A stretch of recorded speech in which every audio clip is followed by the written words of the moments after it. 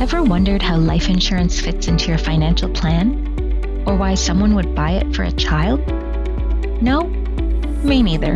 Until I became a life insurance convert, that is. I'm Kathleen O'Hagan, digital content strategist and writer at Serenia Life and host of the Kinder Way podcast. I'm also a married mom with a mortgage, try saying that 5 times fast, navigating the same financial ups and downs as many Canadians today. So stick around. Let's figure out this financial stuff together, one episode at a time.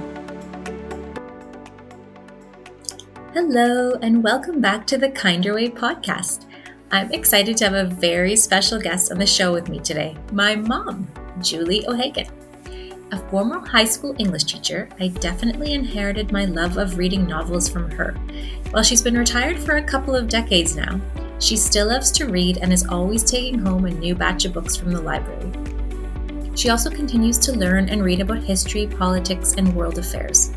Speaking of the world, she and my dad used to travel a lot, and to this day, she still has a bit of the travel bug in her. Most recently, she spent a month visiting her son and his family in Japan. Fun fact, her Polish-Ukrainian heritage instilled in me a love of a variety of foods, including her own mom's homemade and very delicious pierogies and cabbage rolls. Just a note before we begin that my mom will be sharing her own personal experience and that this episode should not be considered a substitute for financial advice. Hi, Mom. Welcome to the show. Hi, Kathleen. I'm glad to be here. Are you ready to talk finances? Yes, I am. All right, let's do it.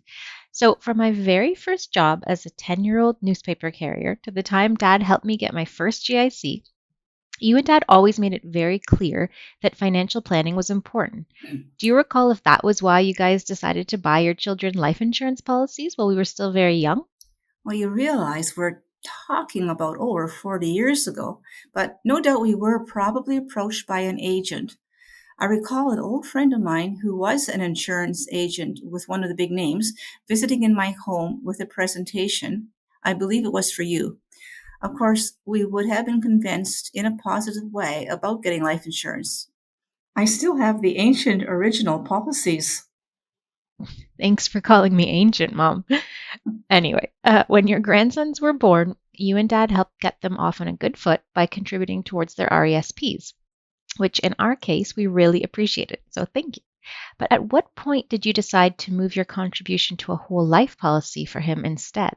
When my daughter explained why it was a better option. Now, I'm going to stop you right there and say it's not necessarily the better option. In our case, it was because we had been contributing more to his RESP than necessary in order to make the most of the Canadian government's matching program, which I actually go into more detail about in episode 2.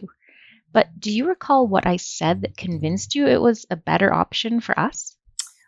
Well, I knew you were paying enough into his RESP, and I really like the flexibility of him being able to use the money for whatever he wants, rather than towards post-secondary only.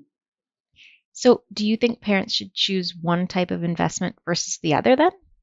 I suppose it is good to have both, if a family can afford it, because if you completely replace your RESP with a whole life policy, and the child ends up needing financial help for their post-secondary education, then you've limited the many different ways you can use the cash available in their life insurance policy to pay for tuition. I really think the smart thing to do would be to keep investing in an RESP for a child's education and, if you can, complement it with a whole life policy that can be used for other purposes, like if they want to take a gap year and travel or need help buying a home one day. I've taught you well.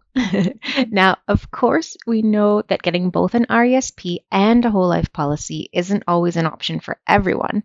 It depends on each family's financial goals and budget, and we were certainly lucky to have your help. So why do you think it's important to give your grandkids a financial leg up, especially during these challenging times?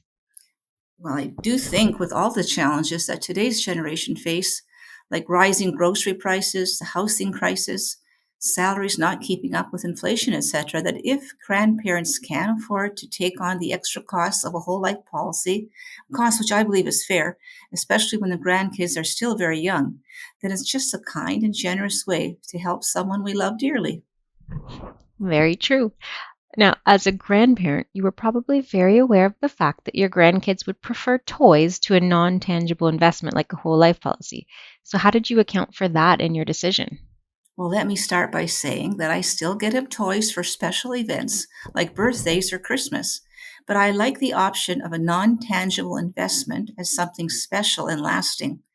There's so much pressure from ads and from our kids to get the latest Lego set, video game, etc.